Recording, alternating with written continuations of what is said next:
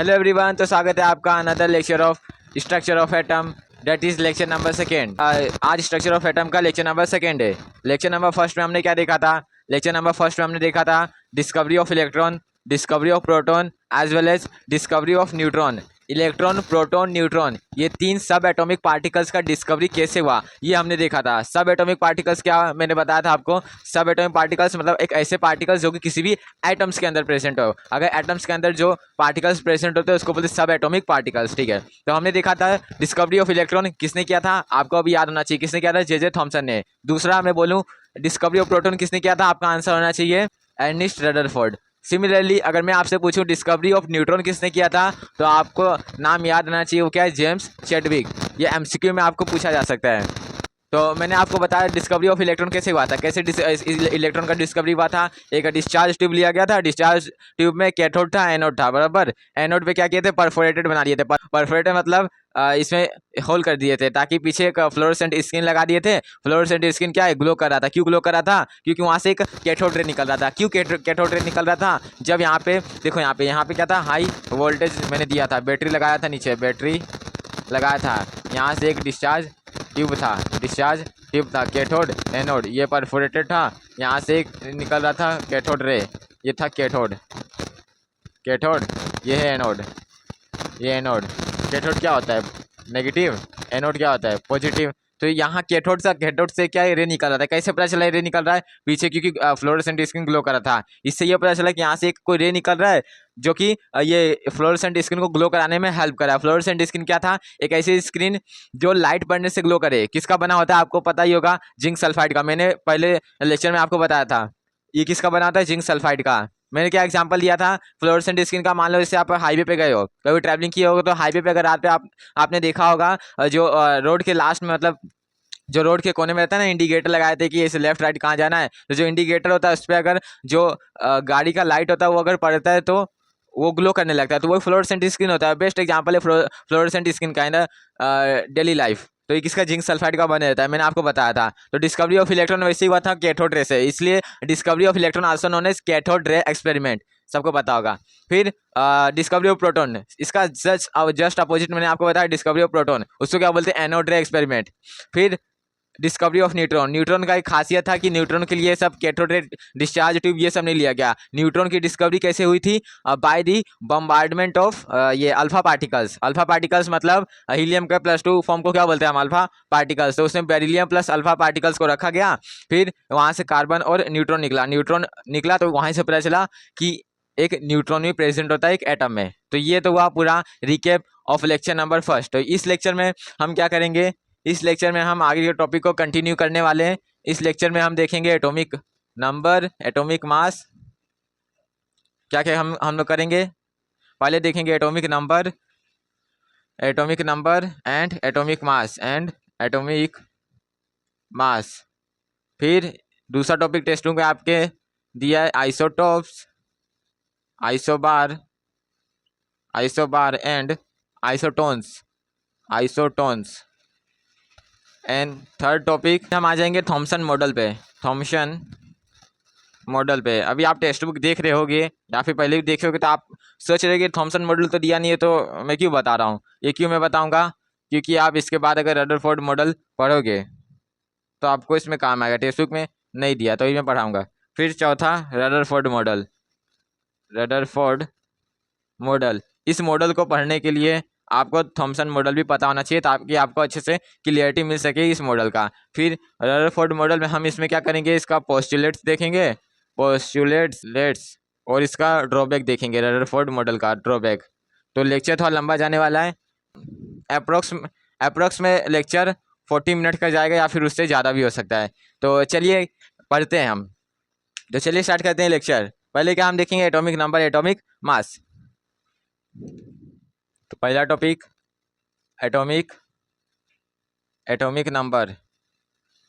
Number कैसे represent करते हैं हम? जेड से। पहले भी आपने इसको पढ़ा होगा, लेकिन आप पहले बेसिक से पढ़े हो। बेसिक पढ़े, आप इसका एडवांस वर्जन पढ़ोगे। एटॉमिक नंबर क्या होता है? Number of electron and proton present in an atom. बचपन से पढ़ रहे हो ना? Number of electron and proton present in an atom. यहाँ एंड की जगह आप चलो कोई और लगाता होगा, तो नंबर ऑफ इलेक्ट्रॉन या फिर proton present in an atom वो क्या होता है, एटॉमिक नंबर। तो अभी अभी आप क्या लिखोगे, अभी ये डेफिनेशन मत लिखना, अभी के हिसाब से नंबर ऑफ इलेक्ट्रॉन इसको हटा देना। क्यों?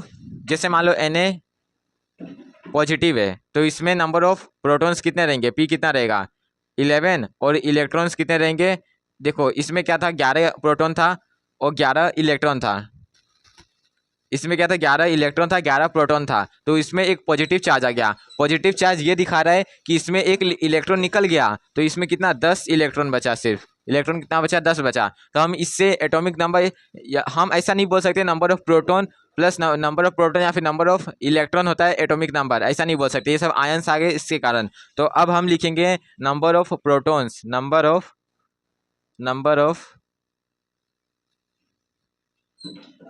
Of protons present in an atom is known as atomic number. It is represented by Z। देखो ये है n, n का थोड़ा इसको घुमा दो बन जाएगा z, ऐसे आप याद रखना। चलो फालतू बातें ना, एटॉमिक नंबर क्या है, इसको रिप्रेजेंट करते हैं z से, आप याद रखो। क्या है इसका definition, number of protons present in an atom. जैसे एग्जांपल, जैसे हाइड्रोजन, इसमें कितने प्रोटॉन्स प्रेजेंट होते हैं 1, तो इसका एटॉमिक नंबर हो जाएगा 1। ले लो आप कैल्शियम, कैल्शियम कितने प्रोटॉन प्रेजेंट होते हैं 20, हाँ 20, तो इसका Z एटॉमिक नंबर हो जाएगा 20। Na में कितने प्रोटॉन्स प्रेजेंट होते हैं 11, तो Z हो जाएगा इसका 11। तो ये सब तो आपको पता ही होगा। तो ये हुआ एटॉमिक नंबर। अब एटॉमिक मास देखते हैं। Atomic mass represented by capital A। ये क्या होता है, number of nucleons present in an atom. किसी भी एटम में नंबर ऑफ न्यूक्लियॉन्स प्रेजेंट हुए, यानी कितने नंबर ऑफ न्यूक्लियॉन्स प्रेजेंट हो गए, उसको बोलेंगे एटॉमिक मास। न्यूक्लियॉन्स मतलब प्रोटॉन प्लस न्यूट्रॉन, वो होता है हमारा न्यूक्लियॉन्स। तो जितने नंबर ऑफ न्यूक्लियॉन्स प्रेजेंट होंगे उतना एटॉमिक मास हो जाएगा। मान लो किसी एटम में 11 प्रोटॉन है और मान लो 12 न्यूट्रॉन है, तो उसका एटॉमिक मास ए कितना हो जाएगा 23। तो ये अपना 23, ए को अभी मैं रिप्लेस करता हूँ सोडियम से। तो अब इससे मैं आपको बता दिया सोडियम का क्या होता है एटॉमिक मास 23। तो इसको कैसे रिप्रेजेंट करते हैं हम, कैपिटल ए से। तो ये हुआ एक छोटा सा concept atomic mass atomic number पे। मुझे लगता है आपको ये एटॉमिक मास एटॉमिक नंबर्स पहले से पता होगा। तो अब चलते एक काम की बात देखते हैं, रिप्रेजेंटेशन ऑफ एटम, कैसे एटम को रिप्रेजेंट किया जाता है। अभी यहाँ पे मैं रफ करता हूँ, अब देखते हैं रिप्रेजेंटेशन ऑफ एटम। ये सब तो आपको पता ही होगा, एटॉमिक मास एटॉमिक नंबर, तो अभी आप रिकेप कराना जरूरी है, बहुत लोगों को नहीं पता होता है। रिप्रेजेंटेशन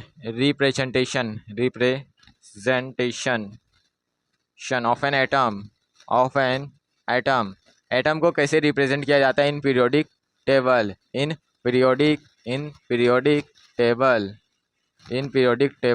ध्यान से देखो, मान लो एक एलिमेंट लिया मैंने एक्स के ऊपर अगर मैंने कुछ लिखा, या फिर ऐसा समझो एक एलिमेंट लिया एक्स, उसके ऊपर हम लिखते हैं एटॉमिक मास, नीचे लिखते हैं एटॉमिक नंबर। फिर से बोलूँ, एक एलिमेंट लिया एक्स, उसके ऊपर हम लिखते हैं एटॉमिक मास, नीचे लिखते हैं एटॉमिक नंबर। ये क्या है, जनरल फॉर्म ऑफ रिप्रेजेंटेशन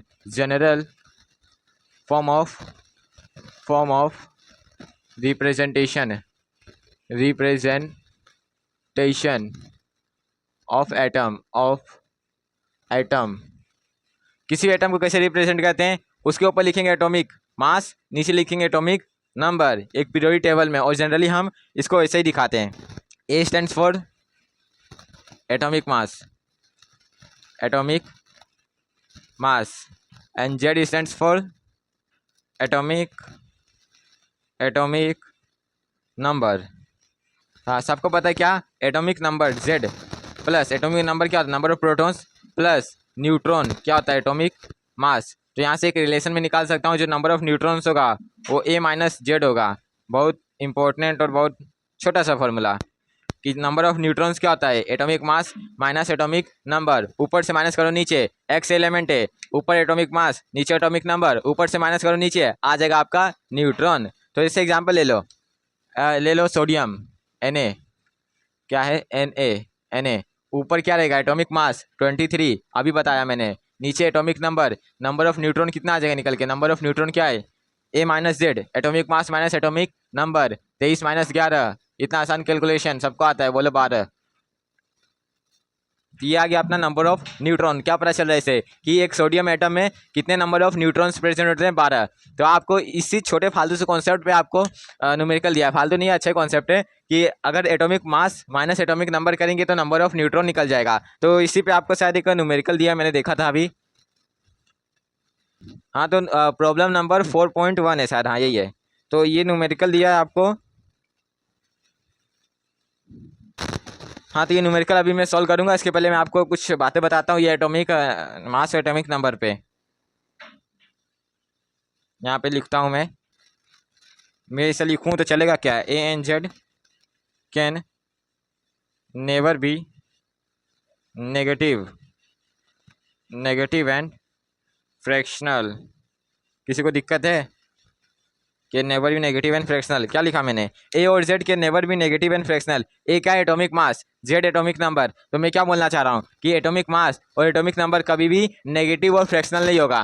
मतलब आप कभी देखोगे मास कभी फ्रैक्शनल में होता है, फ्रैक्शनल में होता है, आप बोलोगे हाँ होता है। मैंने देखा है कि अरे जो हाइड्रोजन का मास होता है, हाइड्रोजन का ऊपर कितना 1.008 है, तो ये क्या है फ्रैक्शनल में। लेकिन ये मास एटॉमिक मास थोड़ी ना है, ये तो एवरेज एटॉमिक मास है, ये तो आम है, एवरेज एटॉमिक मास, ये तो आम निकला। तो ये एटॉमिक मास नहीं है, ये क्या है एवरेज एटॉमिक मास है। चैप्टर नंबर फर्स्ट आपने अगर अच्छे से पढ़ा है तो आपको पता है एवरेज एटॉमिक मास क्या होता है। क्या होता है average atomic mass, summation of isotopic mass into percentage अम्बिगनेस डिवाइड बाय 100। ये एवरेज एटॉमिक मास निकालने का फॉर्मूला था। तो ये देखो, इसको देख के आप ये स्टेटमेंट को गलत मत बोलो, ये क्या एवरेज एटॉमिक मास है। तो मैं यहाँ क्या बोलना चाह रहा हूँ, ANZ के नेवर भी नेगेटिव एंड फ्रैक्शनल। जो ये जेड होता है, जेड क्या होता है एटॉमिक नंबर, एटॉमिक नंबर हमेशा 1 2 3 118 लास्ट एलिमेंट है, 118 तक जाता है। तो ये 1 से लेके 118 तक जाता है, कभी नेगेटिव नहीं होता। कभी देखिए क्या कोई एलिमेंट है उसका एटॉमिक नंबर है -3, ऐसे थोड़ी ना होता है, कभी होते नहीं है। तो ये स्टेटमेंट लिखा होता है, ये स्टेटमेंट राइट है। अभी इसको याद आप रखना, क्या ANZ can never be negative and fractional. तो ये हुआ बात atomic number, atomic mass, representation of atom का। एक न्यूमेरिकल दिया छोटा सा, वो चाहो तो आप खुद ही कर सकते हो, लेकिन मैं यहाँ कराई देता हूँ। प्रॉब्लम नंबर क्या है, कौन सा है, 4.1 है, 4.1। क्या बोल रहा है question, find the number of proton, electrons and neutrons in the nuclide of argon 40 और 18। बड़ा चिंदी सा क्वेश्चन है। आर्गन दिया है, उसका एटॉमिक मास 14 है, नीचे एटॉमिक नंबर 18 है। क्या निकालने को बोल रहा है प्रोटॉन, इलेक्ट्रॉन से न्यूट्रॉन निकालना है। ठीक है, बोल रहे हैं तो निकाल भी देते हैं, क्या जाता है। अभी मैं ऐसे आपको शॉर्ट में करके दिखाता हूँ।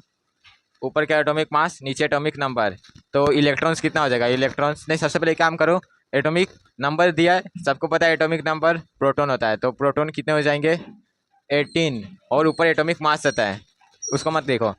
प्रोटॉन हुआ तो इलेक्ट्रॉन यहाँ पे भी 18 हो जाएगा, इलेक्ट्रॉन हो जाएगा 18। ऐसा क्यों, क्योंकि यहाँ पे कोई चार्ज नहीं है। अगर यहाँ पे माइनस चार्ज होता तो माइनस चार्ज ये दिखाता है कि इलेक्ट्रॉन इसमें आ गया, तो ये 18 से 19 हो जाता, ये 19 हो जाता। और अगर मान लो यहाँ पॉजिटिव चार्ज होता तो ये पॉजिटिव चार्ज इंडिकेट कर रहा है कि एक इलेक्ट्रॉन कम होता है, 17 हो जाता। समझ रहे हो कहने का मतलब क्या है। यहाँ पे कोई चार्ज नहीं है तो मतलब number of proton number of electron की इक्वल है, कोई दिक्कत परेशानी नहीं होगा। अब ये atomic mass minus atomic number, A minus Z, मैंने क्या बोला, number of neutron is equal to A minus Z, A क्या है 40, और जेड क्या है 18, कितना हो गया 22। तो 18 आ गया, 22 आ गया। तो ये number of proton, number of electron और नंबर ऑफ न्यूट्रॉन हमारा निकल गया। बड़ा छोटा सा क्वेश्चन था, अगर आपको एग्जाम में आना भी हुआ तो 2 मार्क्स से ज़्यादा आएगा भी नहीं, 2 मार्क्स का क्वेश्चन है। तो आप चलते हैं अगले टॉपिक जो है आपको टेक्स्ट बुक में दिया, आइसोटॉप्स, आइसोबार्स एंड आइसोटोन्स। 3 चीज़ आपको दिया, लास्ट में शायद आइसो इलेक्ट्रॉनिक भी दिया, लेकिन अभी आइसोटॉप्स, आइसोबार्स एंड आइसोटोन्स करते हैं, तो आप कन्फ्यूजन में हो जाओगे। आइसोटॉप्स, केमिस्ट्री में कहीं भी अगर आपको आइसो दिखे कहीं भी आपको आइसो दिखे, आइसो का मतलब होता है सेम, आइसो का मतलब होता है सेम। पहले भी मैंने बताया लेक्चर नंबर फर्स्ट में, अभी बता रहा हूँ। आइसो का मतलब होता है सेम, आइसो का मतलब होता है सेम। तो आइसोटॉप्स मतलब same atomic number but different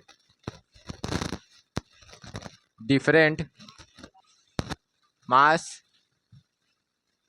number. क्या है? Isotope same atomic number but different mass number. कब तक वैलिड था? 10वीं 9वीं तक। अभी वैलिड है लेकिन आप यही सामने लिखेंगे। आप क्या लिखेंगे? Same number of protons. अब आ गया protons, but different number of neutrons. Same number of protons but different number of neutrons is called as isotopes. Same number of protons, protons को क्या मैंने बोला था? जेड। और different number of neutrons N, तो वो होता है आइसोटॉप्स। एग्जाम्पल दो तो समझे। एग्जाम्पल जैसे ले लो कार्बन 12 6, कार्बन 14 6, कार्बन 13 ले लो, यहाँ पे 14 6 6 सोल्स एटॉमिक नंबर, 12 13 14 सोल्स एटॉमिक मास। तो देखो यहाँ पे डेफिनेशन क्या कहना चाह रहा है? सेम नंबर ऑफ प्रोटॉन्स, ये जो 3 कार्बन के आइसोटॉप्स है इसमें क्या है? सेम नंबर ऑफ प्रोटॉन्स है 6 6 6, but different number of neutrons. इसमें क्या है? न्यूट्रॉन्स डिफरेंट है। अगर देखो यहाँ पे ये कोई चार्ज एटम नहीं है तो 6 प्रोटॉन है 6 इलेक्ट्रॉन होंगे। तो यहाँ पे 6 प्रोटॉन है और 6 इलेक्ट्रॉन होगा, लेकिन यहाँ 6 इलेक्ट्रॉन होगा तो टोटल 12 हो जाएगा, लेकिन यहाँ 13 है। तो इसका मतलब यहाँ पे एक न्यूट्रॉन एक्स्ट्रा है, इसलिए यहाँ पे 13 दिया है। तो कहने का मतलब यही है कि जब सेम नंबर ऑफ प्रोटॉन्स आए और different number of neutrons present हो तो उसको बोलेंगे हम आइसोटॉप्स। पुराना definition, same atomic number is same but different mass number is different. ये डिफरेंट है और ये सेम। ये क्या है? डिफरेंट और ये सेम, उसको बोलते हैं आइसोटॉप्स। एक और दूसरा एग्जांपल, हाइड्रोजन एक 1 मास का 1 नंबर ऑफ प्रोटॉन, एक होता है mass number 2 1 number of proton, mass number 3 1 number of proton. तो इसको बोलते हैं प्रोटियम 2 वाले एटॉमिक मास वाले को बोलते हैं ड्यूट्रियम एंड थर्ड वाले को बोलते हैं ट्रिटियम। तो यहाँ भी सेम ऐसे कंडीशन हो रहा है। क्या? Same atomic number 1 1 1 but different mass number 1 2 3। तो ये सब एग्जांपल हो जाएंगे आइसोटॉप्स के। अब आगे बढ़ते हैं आइसोबार पे। आइसोबार आइसो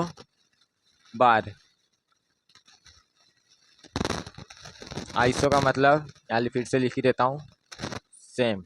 आइसोबार मतलब same atomic mass number but different atomic number. Same atomic mass but different atomic number, मतलब उसके नंबर ऑफ न्यूक्लियॉन सेम रहेंगे बट डिफरेंट एटॉमिक नंबर, मतलब उसमें नंबर ऑफ प्रोटॉन्स अलग होंगे। इसका उसी तरीके से डेफिनेशन लिखा जाए तो क्या बोलूँगा मैं? Same number of atomic mass को क्या मैंने बोला था? Nucleons same number of nucleons but different number of protons, मतलब उसमें नंबर ऑफ प्रोटॉन्स अलग होंगे लेकिन उसमें जो न्यूक्लियस होगा वो सेम आएगा। एग्जांपल से अच्छे समझो यहाँ पे, जैसे नाइट्रोजन, इसका मास कितना? 14 एटॉमिक नंबर 7। कार्बन का एक आइसोटोप लेते हैं, मास 14 एटॉमिक नंबर 6। तो आपको यहाँ पे शो हो रहा होगा क्या? यहाँ पे 14 14 है, यहाँ पे 6 6 है। तो ये क्या एटॉमिक मास? ये क्या एटॉमिक मास? ये बोला मैंने एटॉमिक नंबर। देख के पता चल रहा है एटॉमिक मास क्या है? दोनों का सेम है, 14 14 है, लेकिन एटॉमिक नंबर इसका 7 है, इसका 6 है। तो ये रिफ्लेक्ट कर रहा है, ये अपने को रिप्रेजेंट कर रहा है आइसोबार मतलब सेम नंबर ऑफ न्यूक्लियॉन्स का मतलब एटॉमिक मास दोनों का सेम है लेकिन डिफरेंट नंबर ऑफ प्रोटॉन्स, यानी इसमें प्रोटॉन्स अलग है। Protons also known as atomic number, इसका एटॉमिक नंबर अलग अलग है। तो ये हुआ आइसोबार। अब इसके बाद है आइसोटोन्स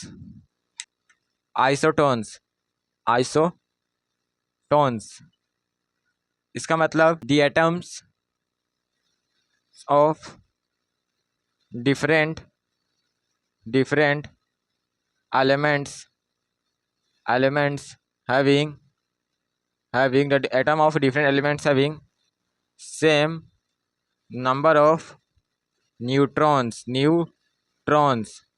is called आइसोटोन्स। उसको क्या बोलते हैं? आइसोटोन्स। क्या बोला मैंने? The atoms of the different elements having same number of neutrons. इसमें क्या होगा? न्यूट्रॉन्स सेम होगा, इसमें न्यूट्रॉन सेम होगा। एग्जाम्पल, बोरॉन का atomic mass 11, atomic number 5, carbon atomic mass 12, atomic number 6।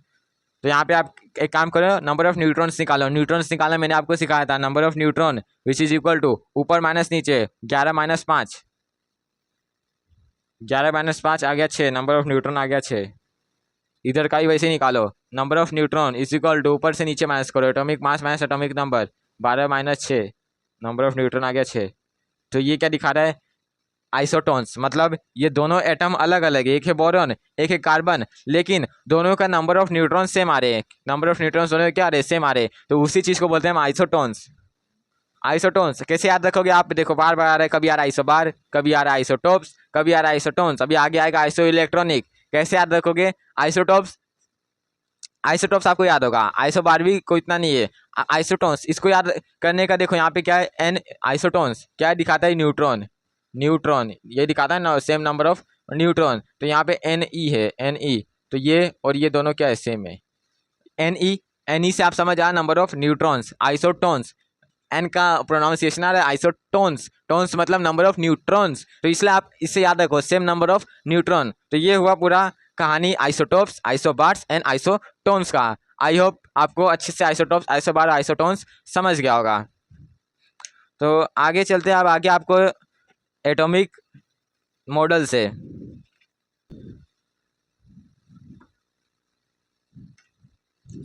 Thomson model, Thomson model, Thomson model. Thomson model किसने दिया था? बाय जे थॉम्सन ने। जे थॉम्सन ने अपने इलेक्ट्रॉन की डिस्कवरी के बाद ये अपना थॉम्सन मॉडल प्रपोज किया था। Given by J Thomson, given by J Thomson मतलब जोसेफ जॉन थॉम्सन। पूरा इसका नाम ये है, जोसेफ जॉन थॉम्सन। तो ये है क्या? Thomson model. सुनो यहाँ पे ध्यान से सुनना। थॉम्सन मॉडल ये बताता है कि किसी भी एटम के अंदर किस तरीके से इलेक्ट्रॉन्स प्रेजेंट है। एक मान लो कोई एटम है, उसके अंदर किस तरीके से इलेक्ट्रॉन प्रेजेंट है, वो अपना शो करता है थॉम्सन मॉडल। जे थॉम्सन ने यही पता लगाया था कि एक एटम के अंदर किस तरीके से इलेक्ट्रॉन प्रेजेंट है। तो उसने क्या बोला था? जे थॉम्सन ने क्या बोला था? According to this an atom is the positive sphere and electrons are embedded in it. फिर से बोल रहा हूँ, according to this an atom is a positive sphere and electrons are embedded in it. उसने कंपैरिजन किया था। आपने Thomson model सन 8 या फिर 9th में था Thomson model, also known as plum pudding model comparison to watermelon.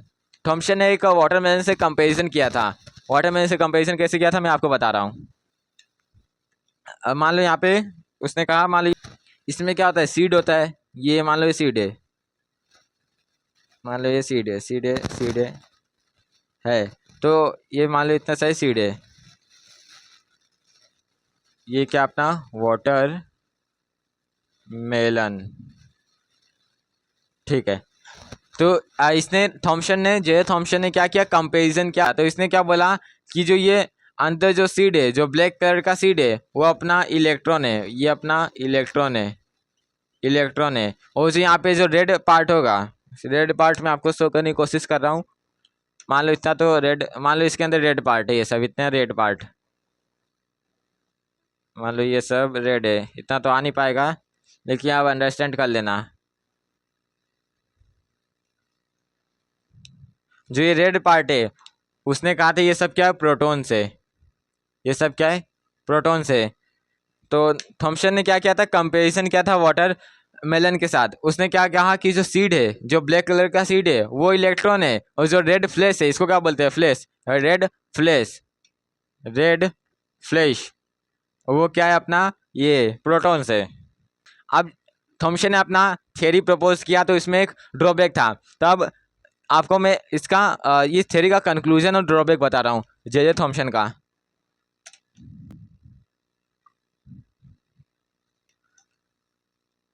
According to J Thomson, first इसका point, atom is spherical in shape, spherical in shape, यानी एक एटम स्पेयर के शेप का होता है। दूसरा, इसने एक अच्छी सी डिस्कवरी की थी। क्या बोला था इसने? रेडियस ऑफ एटम, पहली बार किसी ने मेजर किया था। Radius of atom is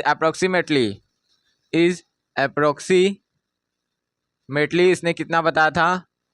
10⁻⁻10 metre. तो इसने ये एटम का रेडियस बताया था। ये आज भी हम मानते हैं। क्या? Radius of atom is 10⁻⁻10 metre. इसको आप बोल दो 1 एंगस्ट्रॉम भी बोल सकते हो, लेकिन आप मीटर में लिखो, अच्छा रहेगा। 10⁻⁻10 मीटर क्या होता है? Radius of atom. ये सिर्फ पॉइंट से किसके? जे थॉमसन के model, that is Thompson model के। अब तीसरा इसका ड्रॉबैक आ गया। क्या इसने बोला? Positive charge is distributed throughout the sphere, throughout the sphere। इसका ये ड्रॉबैक है। इसने क्या बोल दिया? गलती से इसने बोल दिया, इसको क्या पता कि हम यार ड्रॉबैक भी निकाल सकते हैं। क्या बोला? Positive charge is distributed throughout the sphere. अब देखो, उस टाइम ये तो पता था कि इलेक्ट्रॉन क्या रिवॉल्व करते हैं किसके अराउंड? ये ऑर्बिट के अराउंड। तो बाहर क्या है? इलेक्ट्रॉन प्रेजेंट है। अगर पॉजिटिव चार्ज भी अगर बाहर हुआ तो यहाँ पे अनस्टेबिलिटी क्रिएट हो जाएगा। यानी Thomson did not explain the stability of atom. इसका ये ड्रॉबैक निकल के आता है। जो ये थर्ड पॉइंट है, ये इसका ड्रॉबैक है। क्या? Positive charge is distributed throughout the sphere. बाहर थोड़ी ना पॉजिटिव चार्ज हो सकता है, बाहर तो इलेक्ट्रॉन होता है। अगर बाहर पॉजिटिव चार्ज हुआ तो स्टेबिलिटी ऑफ इलेक्ट्रॉन रह पाएगा नहीं ना। तो ये इसका तीसरा ड्रॉबैक है। मतलब ये तीसरा पॉइंट इसका ड्रॉबैक है। फिर चौथा इसका ड्रॉबैक नहीं, ये चौथा इसका पॉइंट है। क्या? The mass of atom is assumed to be distributed throughout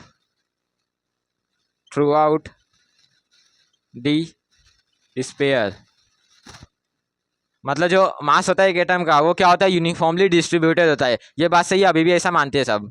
तो थॉमसन का ड्रॉबैक मैंने बताया। ये ड्रॉबैक ही आपको रदरफोर्ड मॉडल समझने में काम आएगा। क्या था? It can not explain the stability of atom. Why? Because it said what? किसने क्या बोला? कि जो एक एटम के अंदर पॉजिटिव चार्ज बाहर यूनिफॉर्मली डिस्ट्रीब्यूटेड होता है। ये बात गलत है। बाहर तो अपना इलेक्ट्रॉन प्रेजेंट होता है। अगर इलेक्ट्रॉन प्रेजेंट है तो अगर बाहर प्रोटॉन आ गया तो वो अनस्टेबिलिटी क्रिएट कर देगा। इलेक्ट्रॉन प्रोटॉन आ गए सामने तो क्या? अट्रैक्शन दिखाएगा तो ये स्टेबिलिटी ऑफ एटम को डिस्ट्रॉय कर सकता है। तो आज की वीडियो में बस इतना ही। मैं शुरुआत में बोला था कि रदरफोर्ड मॉडल देखेंगे, लेकिन अब रदरफोर्ड मॉडल हम लेक्चर नंबर 3 में देखेंगे। लेक्चर ज़्यादा बड़ा हो जाएगा इसलिए। तो आज के लेक्चर में हमने क्या देखा था? शुरुआत से मैं आपको रिकैप कराता हूँ। हमने देखा था atomic number, atomic mass, representation of atom, कैसे एक एटम को रिप्रेजेंट करते हैं। एंड देन इसके बाद हमने देखा आइसोटॉप्स, आइसोबार्स, आइसोटॉन्स। इस पर एक न्यूमेरिकल किया। फिर इसके बाद क्या देखा हमने? इसके बाद हमने देखा थॉमसन मॉडल। थॉमसन मॉडल में हमने क्या पढ़ा? थॉमसन मॉडल ने हमने ये पढ़ा कि इसको किसने दिया था? जे थॉमसन है। इसने जे थॉमसन ने क्या किया? कंपैरिजन किया था। प्लम पुडिंग मॉडल इसको बोला जाता है। और दूसरा, इसने कंपैरिजन किया था वाटर मेलन के साथ। इसने क्या कहा था? जो सीड है वो है इलेक्ट्रॉन, और जो रेड फ्लैश होता है, जो तरबूज का जो रेड पार्ट होता है, उसने उसको कहा proton, that is positive charge. फिर इसके बाद थॉमसन ने क्या बोला कि एक जो एटम होता है उसका रेडियस होता है 10⁻⁻10 मीटर। इसको आप बोल सकते हैं 1 एंगस्ट्रॉम। 1 एंगस्ट्रॉम क्या होता है? 10⁻⁻10 मीटर। फिर एक ड्रॉबैक हम अपने को निकल के इसका एक ड्रॉबैक अपने को दिखा क्या कि इसने गलती से बोल दिया कि जो प्रोटॉन या फिर पॉजिटिव चार्ज होता है वो यूनिफॉर्मली डिस्ट्रीब्यूटेड होता है बाहर। ये इसका ड्रॉबैक आ गया। तो इसने उसी टाइम गिव अप कर दिया। फिर एक साइंटिस्ट आया जिसका नाम था एर्नेस्ट रदरफोर्ड। फिर रदरफोर्ड ने अपना मॉडल दिया। तो अब रदरफोर्ड का मॉडल हम अगले लेक्चर में देखेंगे। वीडियो ज़्यादा लंबा हो गया होगा और शायद चार्ज ज़्यादा नहीं है मोबाइल में, इसलिए तो आप देखेंगे रदरफोर्ड का मॉडल अगले लेक्चर में। तो आज के लेक्चर में बस इतना ही। तो आई होप आपको सब टॉपिक समझ गया होगा। तो थैंक यू।